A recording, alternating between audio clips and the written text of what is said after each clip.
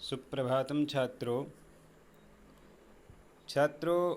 संस्कृत विषय में बोर्ड की कक्षाओं में 9 से 12 तक की कक्षाओं में धातु रूप, धातुओं में लगने वाले प्रत्ययों का विशेष रूप से इनके बारे में पूछा जाता है। तो आज मैं आपके सामने में कक्षा 9 से 12 तक की बोर्ड की कक्षा में पूछे जाने वाली धातुओं को लाया हूँ और इन धातुओं के साथ साथ मैंने इनके लट लकार के रूप लिखे हुए हैं और कुछ प्रत्यय जो विशेष रूप से सभी कक्षाओं में पूछे जाते हैं। क्त्वा प्रत्यय, ल्यप प्रत्यय, तुमुन प्रत्यय, क्त प्रत्यय, तवतु प्रत्यय और सत्रिशानच प्रत्यय।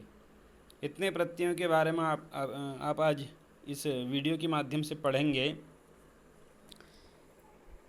तो आइए, आपको सबसे पहले मैं इन विशेष धातुओं के बारे में पढ़ाना चाहूँगा। देखिए, प्रथम पंक्ति में ये धातु लिखी गई हैं।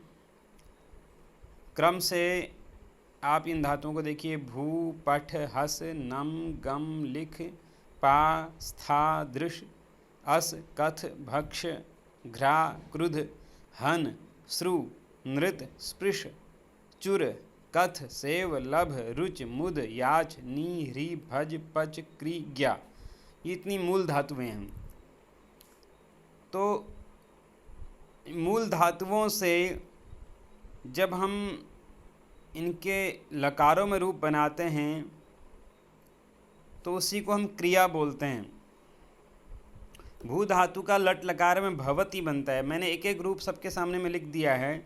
देखिए, धातुओं के 10 लकार होते हैं और आपके पाठ्यक्रम में मूल रूप से 5 लकारों के बारे में पूछा जाता है। लट लकार वर्तमान काल के लिए होता है, लंग लकार भूतकाल के लिए होता है और लृट लकार भविष्य काल के लिए, विधिलिंग लकार जो है विधि इत्यादि के लिए होता है और लोट लकार आज्ञार्थक।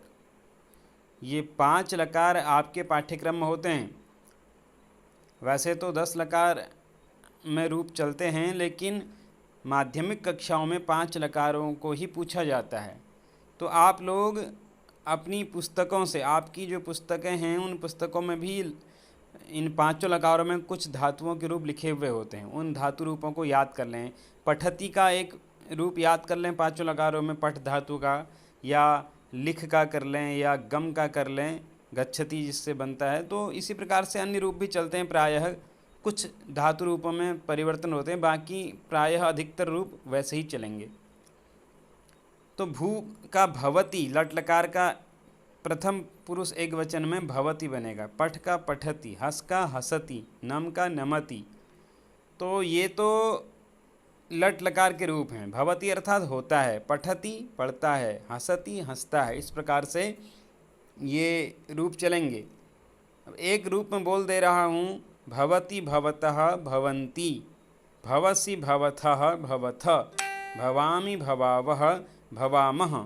इस प्रकार से ये लट लकार के रूप हुए भू धातु के। इसी प्रकार लंग, लृट, विधिलिंग और लोट लकारों के रूप भी आप लोगों को याद करने हैं।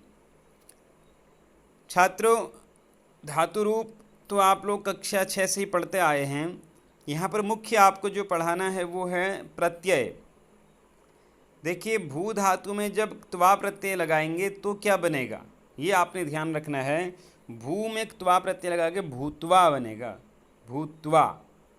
पठ में त्वा लगा के पठित्वा, हस में त्वा लगा के हसित्वा। त्वा प्रत्यय देखिए सबसे ऊपर मैंने प्रत्यय लिखा है रेड पेन से, और उस त्वा प्रत्यय का क जो है उसकी संज्ञा हो जाती है, क का लोप हो जाता है, खाली त्वा बचता है और मूल धातु में वो जुड़ेगा। तो भूत्वा, पठित्वा, हसित्वा, नत्वा, गत्वा, लिखित्वा, पीत्वा, स्थित्वा। अब आप लोग सोचेंगे भू में भूत्वा लगा तो पठ में पठत्वा क्यों नहीं लगा, पठित्वा क्यों लगा? तो ये व्याकरण का थोड़ा गुण जब आप आगे व्याकरण पढ़ेंगे तब आप समझेंगे। अभी इसके बारे में ज़्यादा आप न सोचें। ये जो सेठ धातुएं होती हैं उनमें इट लगता है, ई उसमें इट का आगम हो, ई का आगम होता है तो पठित्व बनता है। जो अनिट धातुएं होती हैं उनमें इट नहीं लगता है। जैसे गम में पठ में पठित्वा तो गम में गमित्वा नहीं होगा, उसमें गत्वा बनेगा। नम में नमित्वा नहीं होगा, नत्वा होगा। हस में हसित्वा होता है तो नम में भी नमित्वा हो ऐसा नहीं है। तो कहीं ई लगेगा कहीं नहीं लगेगा, ये बात की बातें हैं। आप लोग केवल इतना ही ध्यान दें कि त्वा प्रत्यय में क की संज्ञा हो जाती है, त्वा बचता है। तो भूत्वा, पठित्वा, हसित्वा, नत्वा, एक बार 2-4 बार इनको ऐसे पढ़ लेंगे तो आपको ऐसे ही इनका याद हो जाएगा कि त्वा प्रत्यय लग के क्या क्या बनता है। अब आपको ये ध्यान रखना है कि त्वा प्रत्यय लगाने के बाद अर्थ क्या होता है इसका। जैसे भू का लट लकार में भवती बनता है तो भवती का अर्थ होता है। पठती मतलब पढ़ता है। लेकिन भूत्वा का अर्थ क्या होगा? भूत्वा मतलब हो करके, पठित्वा पढ़ करके, हसित्वा हंस करके, नत्वा नमस्कार करके, गत्वा जा करके। तो इस प्रकार से आपको इनका अर्थ समझना है त्वा प्रत्यय का। अब उसके बाद है ल्यप प्रत्यय। छात्रों, जो अर्थ त्वा प्रत्यय का है वही अर्थ ल्यप प्रत्यय का भी होगा। लेकिन जब एक ही अर्थ होगा तो दो प्रत्यय की क्या जरूरत है? तो आपको ध्यान देना है, जब धातु के आगे उपसर्ग लगा हो तब ल्यप प्रत्यय का प्रयोग होता है। जब धातु में उपसर्ग नहीं लगा हो तब त्वा प्रत्यय का प्रयोग होता है। ये ध्यान रखना है। जैसे भू धातु खाली होगी तो भूत्वा, उसमें त्वा प्रत्यय लगाएंगे। लेकिन भू धातु में अगर उपसर्ग लगा है, सम उपसर्ग लगा दिया हमने, तो उपसर्ग धातु के आदि में धातु के पहले जुड़ते हैं। ध्यान रखिएगा, उपसर्ग और प्रत्यय ये आप लोगों को पहले भी पढ़ाए गए हैं। उपसर्ग धातु के आदि में जुड़ते हैं और प्रत्यय जो है वो धातु या शब्द के अंत में। लेकिन संस्कृत में इतना ध्यान रखिएगा, उपसर्ग धातु में ही लगते हैं, शब्द में उपसर्ग नहीं होते हैं। ध्यान रखिएगा, हिंदी में तो सभी जगह उपसर्ग बोल दिया जाता है, लेकिन संस्कृत में धातु के ही पूर्व में उपसर्ग का प्रयोग होता है। तो भू में जब हम सम उपसर्ग लगाएंगे समभू बनेगा। अब उसमें ल्यप लगाएंगे।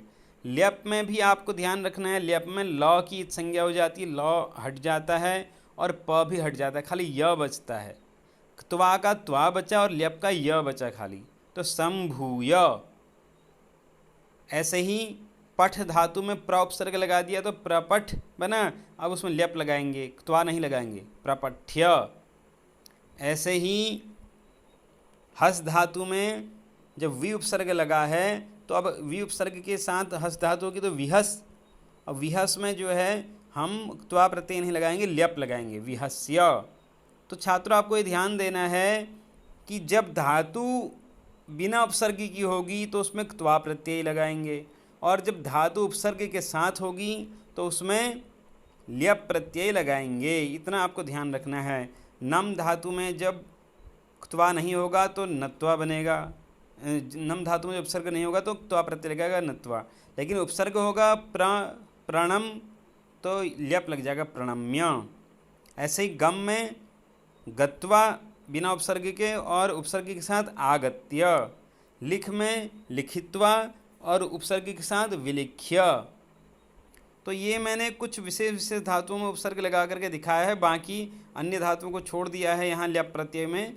तो जैसे जैसे उपसर्ग होंगे वैसे ही ल्यप लग जाएगा। ल्यप सब जगह लग सकता है लेकिन उपसर्ग होना चाहिए, आदि में ध्यान रखना। मैंने सब जगह नहीं लगा रखा है यहाँ पे। अब उसके बाद त्वा और ल्यप प्रत्यय आपने पढ़ लिए हैं बच्चों, तो आपको हमेशा ध्यान रहना चाहिए। कभी कभी आपकी परीक्षाओं में जब पूछा जाता है तो वहाँ ऐसे नहीं आता है, वहाँ आएगा कोई वाक्य आएगा और वाक्य के बीच में जैसे रामः पठ प्लस त्वा, रामः आएगा, फिर रिक्त स्थान आएगा और उसके बाद विद्यालयम गच्छति, ऐसा आएगा, रामः विद्यालयम गच्छति। और ब्रैकेट में होगा खाद प्लस त्वा, तो आपको वहाँ लिखना होगा खादित्वा।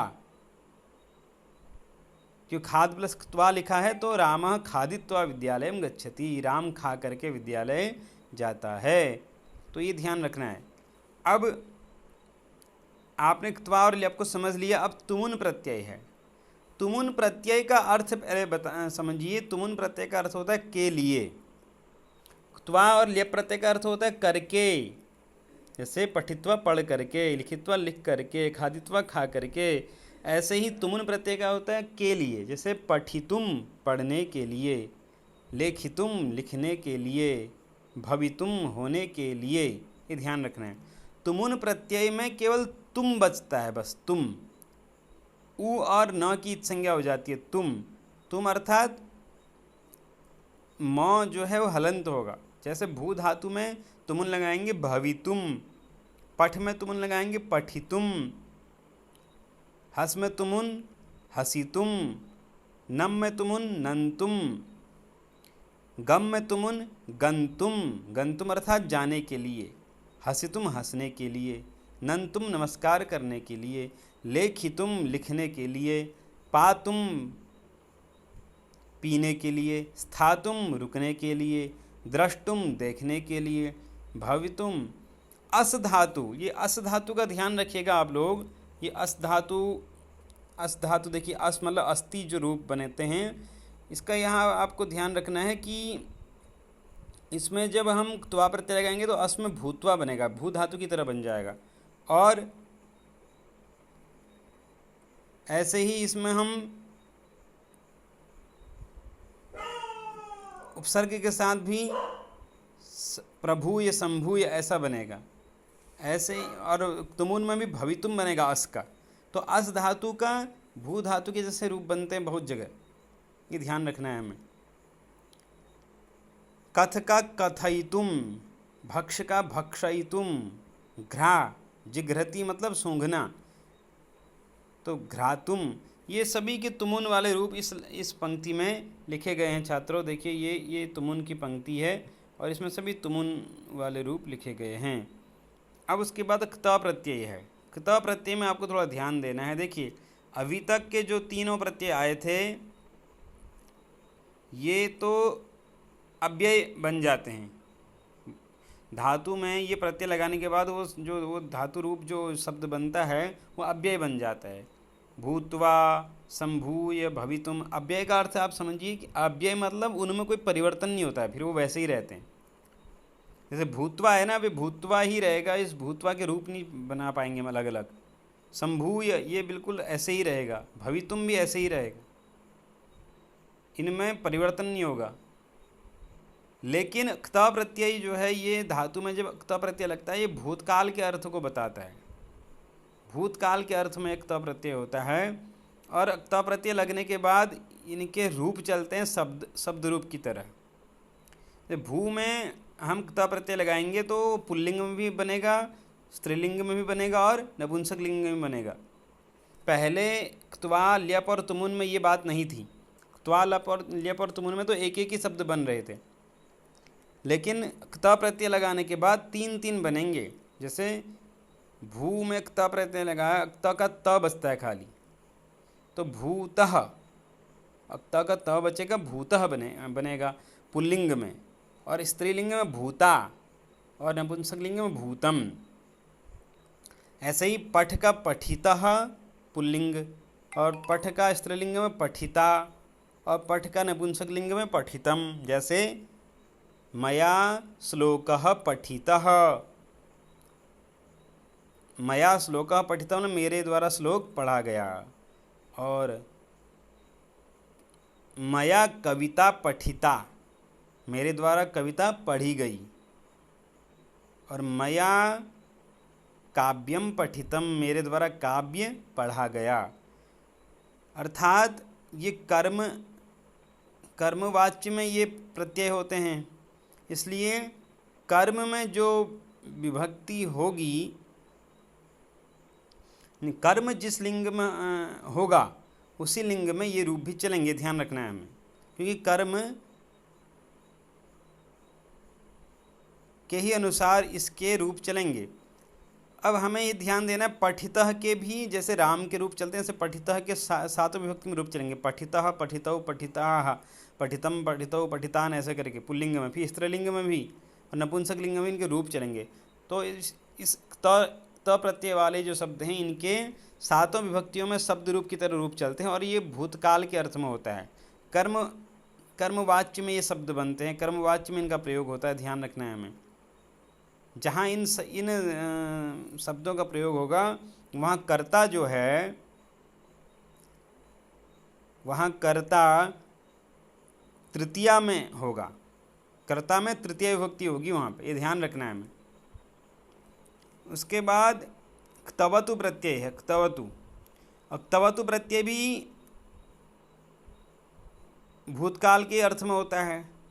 इसमें भी 3 रूप बनेंगे, जैसे क्त में 3 बने थे, भूतः, भूता, भूतम। ऐसे यहाँ भी 3 रूप बनेंगे, भूतवान, भूतवती और भूतवत। पठितवान, पठितवती, पठितवत। क्त प्रत्यय में भी पुल्लिंग, स्त्रीलिंग, नपुंसक लिंग तीनों में अलग अलग थे, यहाँ भी तीनों में अलग अलग हैं। और यहाँ क्त प्रत्यय लगने पर भी सातों विभक्तियों में रूप शब्द रूप की तरह इनके रूप चलते हैं। ऐसे क्तवतु प्रत्यय लगने पर भी सातों विभक्तियों में शब्द रूप की तरह इनके रूप चलेंगे, ध्यान रखना है हमें। जैसे पठितवान, पठितवन्तौ, पठितवन्तः, पठितवन्तं, पठितवन्तौ, पठितवतः द्वितीया। इसी प्रकार सातों विभक्तियों में इसके रूप चलेंगे, ध्यान रखना है। स्त्रीलिंग में पठितवती, पठितवत्यौ, पठितवत्यः। मैंने एक एक रूप यहाँ पर लिखा है केवल प्रथमा विभक्ति एक वचन का। भूतवान पुल्लिंग में प्रथमा विभक्ति एक वचन का रूप है, भूतवती स्त्रीलिंग में प्रथमा विभक्ति एक वचन का रूप है, और भूतवत जो है वो नपुंसक लिंग में प्रथमा विभक्ति का एक वचन रूप है, ये ध्यान रखना है। ऐसे हसितवान, नतवान, गतवान, लिखितवान, ये सब मैंने पुल्लिंग के रूप लिख दिए नीचे को। स्त्रीलिंग और नपुंसक लिंग में आप खुद समझना पड़ेगा आपको, उसी की जैसे पठितवान की तरह मैंने नीचे सब लिख दिए हैं, आप पठितवती की तरह स्त्रीलिंग में आप लोग लिखेंगे, फिर पठितवत की तरह नपुंसक लिंग में लिखेंगे। ऐसे क्त प्रत्यय में भी मैंने क्या किया, केवल पुल्लिंग वाले रूप नीचे लिख दिए हैं, स्त्रीलिंग और नपुंसक के 2-3 ही 3-4 लिखे, बाकी छोड़ दिए, सब आप लोग समझ के लिख लेंगे। तो ध्यान ये देना है, ये दोनों प्रत्यय भूतकाल अर्थ में हैं। जब दोनों भूतकाल में है तो 2 प्रत्यय की आवश्यकता क्या है, तो हमें ध्यान देना है। जो क्ता प्रत्यय है वो कर्मवाच्य में प्रयोग होता है और क्तवतु प्रत्यय कर्तृवाच्य में प्रयोग होता है। कर्तृवाच्य कर्मवाच्य आपने पढ़े हैं। कर्मवाच्य कैसे होता है, पहले कर्तृवाच्य समझिए। कर्तृवाच्य अर्थात हम जो सामान्य बातें करते हैं प्रायः कर्तृवाच्य में करते हैं, जैसे मैं जा रहा हूँ, वह पढ़ रहा है, वह लिख रहा है, इसी को हम संस्कृत में बोलेंगे अहम गच्छामि, सह पठति, सह लिखति, ये सब कर्तृवाच्य हैं। कर्तृवाच्य में क्या होता है, कर्ता में प्रथमा विभक्ति होती है और कर्म में द्वितीय विभक्ति होती है, और क्रिया जो है वो कर्ता के अनुसार होती है। कर्तृवाच्य में क्रिया कर्ता के अनुसार होती है, मतलब कर्ता एक वचन का है तो क्रिया भी एक वचन की होगी, कर्ता प्रथम पुरुष का है तो क्रिया भी प्रथम पुरुष की होगी, ये ध्यान रखना है।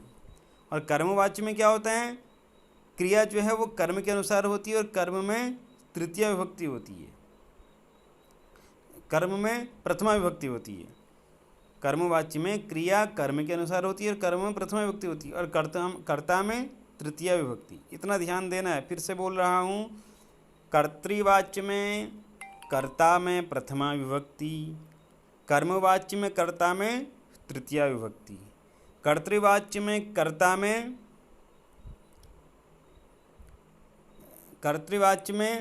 कर्ता में प्रथमा और कर्मवाच्य में कर्ता में तृतीय विभक्ति, और कर्तृवाच्य में कर्म में द्वितीय और कर्मवाच्य में कर्म में प्रथमा विभक्ति होती है, ये ध्यान रखना है।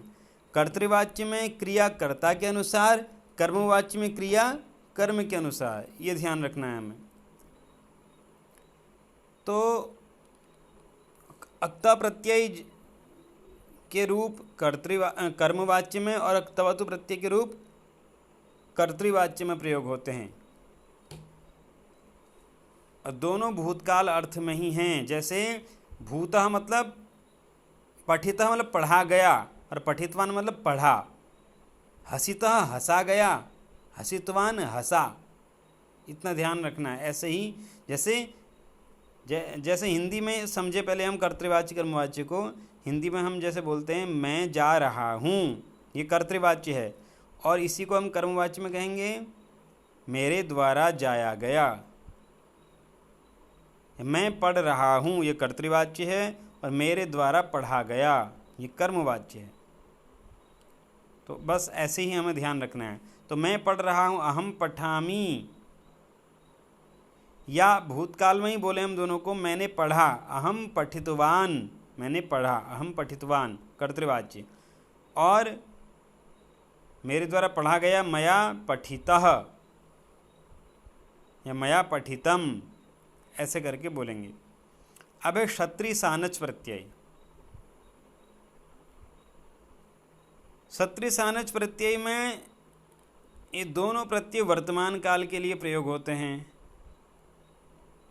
क्षत्रि प्रत्यय और सानच प्रत्यय दोनों वर्तमान काल में प्रयोग होते हैं। फिर दो प्रत्यय की आवश्यकता क्या है, यहाँ भी हमें ध्यान रखना है कि जो आत्मनेपदी धातुएं होती हैं वहाँ सानच प्रत्यय लगता है, और जो परस्मैपदी धातुएं होती हैं वहाँ क्षत्रि प्रत्यय। आत्मनेपदी और परस्मैपदी क्या है थोड़ा देखिए। मैंने ये देखिए इस जहाँ मूल धातुएं हैं वहाँ देखिए शुरू में सब मैंने परस्मैपदी धातुएं लिखी हैं। कथ तक, स्पृश चुर कथ, उसके बाद सेव तक, सेव के बाद सेवते, थोड़ा रूप भिन्न हो गए। देखिए स्पृश से स्पृशति रूप बनाया है, चुर से चोरयति बनाया है, कथ से कथयति बनाया है, ऊपर भी भवती पठती हंसती सब जगह ती ती ती ती आया था।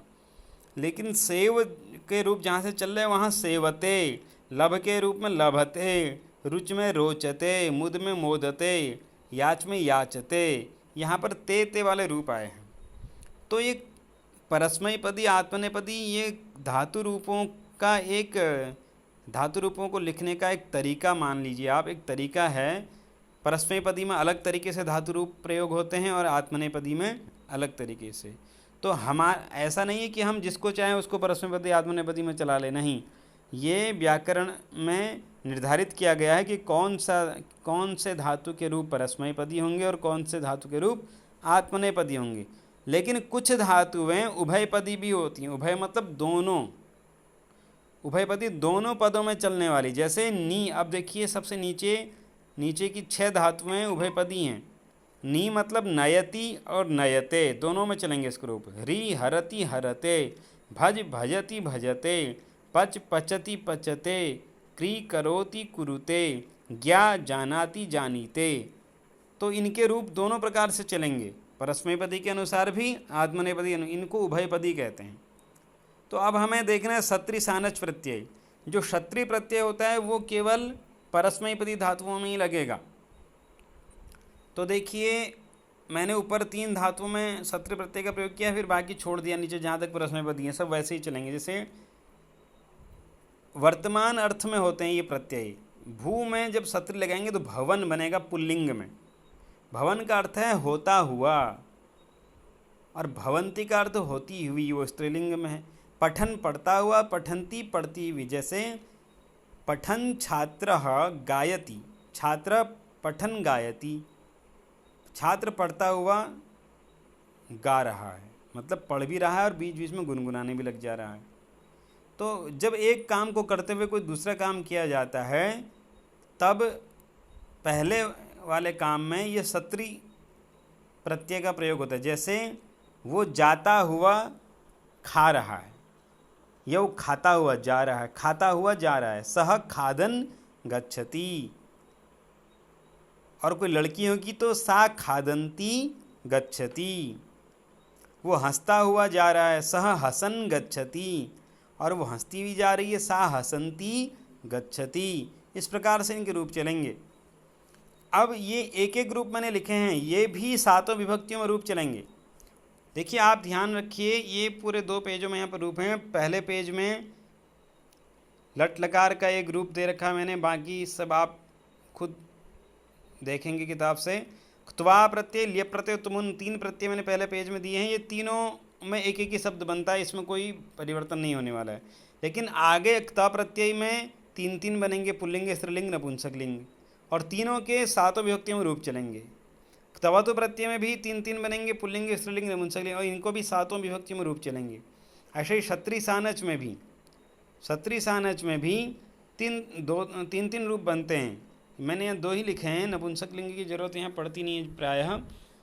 तो जैसे भवन पुल्लिंग में हो गया, भवंती स्त्रीलिंग में, लेकिन इनके भी सातों विभक्तियों में रूप चलेंगे। जैसे राम के रूप, बालक के रूप, किसी भी शब्द के रूप आप सातों विभक्तियों में चलाते हैं, ऐसे इनके रूप भी चलेंगे। अब सत्री प्रत्यय परस्मैपदी धातुओं में लगेगा, केवल ये ध्यान रखना है आपको, और सानच प्रत्यय आत्मनेपदी में। सत्री में पठन, भवन, हसन, गच्छन, लिखन ऐसे करके रूप बनेंगे, और सानच में देखिए अब आत्मनेपदी धातु में सेव से शुरू हो रही है यहाँ पर, सेव से, तो सेव में यहाँ पर सानच प्रत्यय का प्रयोग होगा, सेवमानः, और स्त्रीलिंग में सेवमाना। जैसे शिष्यः गुरुं सेवमानः पठति, शिष्यः गुरुं सेवमानः पठति, शिष्य गुरु की सेवा करता हुआ पढ़ता है। और कन्या मातरम सेवमाना पठति, कन्या जो है माँ की सेवा करती हुई पढ़ती है। या फिर पत्नी पतिम सेवमाना जीवति, पत्नी पति की सेवा करते हुए जीवन बिताती है। तो सेवमानः मतलब सेवा करता हुआ, सेवमाना सेवा करती हुई, लभमाना प्राप्त करता हुआ, लभमाना प्राप्त करती हुई, पुल्लिंग और स्त्रीलिंग। अब आपको ध्यान देना है कि इनमें सभी विभक्तियों में इनके रूप चलाने होंगे। तो प्रथमा विभक्ति के एक वचन के रूप मैंने यहाँ लिखे हैं केवल। अब बच्चों, अब कुछ धातुएं हैं उभयपदी, जैसे नी मतलब नयति और नयते 2 रूप बनते हैं लट लकार में, ये किसी भी लकार में। तो उभयपदी जो धातु है वहाँ सत्र और सानस दोनों प्रत्यय लगेंगे, ध्यान रखना। जैसे नी में आप सत्री लगाएंगे तो नयन होगा, और सानस लगा के नीयमानः। री में सत्री लगाएंगे हरन, और सानस लगाएंगे ह्रियमाणः। भज में सत्री लगाएंगे भजन, और सानस लगाएंगे भजमानः। तो जो उभयपदी धातु हैं वहाँ सत्री सानस दोनों प्रत्ययों का प्रयोग होता है। इस प्रकार से आपने आज यहाँ पर कितने प्रत्यय पढ़े? क्त्वा, ल्यप, तुमुन, क्तवत और सत्री सानच। तो 3, 4, 5, 6, 7 प्रत्ययों को आपने पढ़ा। अब आप इनके सभी धातु मैंने यहाँ छोड़ दिए हैं, आपको ये भी लिखने हैं। जैसे क्ता में मैंने केवल पुल्लिंग के रूप लिखे हैं नीचे तक, स्त्रीलिंग और नपुंसकलिंग छोड़ दिया है, ऊपर ही कुछ लिखे हैं, आप उसी के अनुसार लिखते जाएंगे। ऐसे क्तवतु में भी मैंने वही किया है, सत्री सानच में भी मैंने वही किया है। तो आपको ये रूप खुद लिखने हैं। इन सभी रूपों को आप लोग व्याकरण की कॉपी में लिखें और इनका अभ्यास करें, उसके बाद ही इन पर बात होगी। धन्यवाद छात्रों।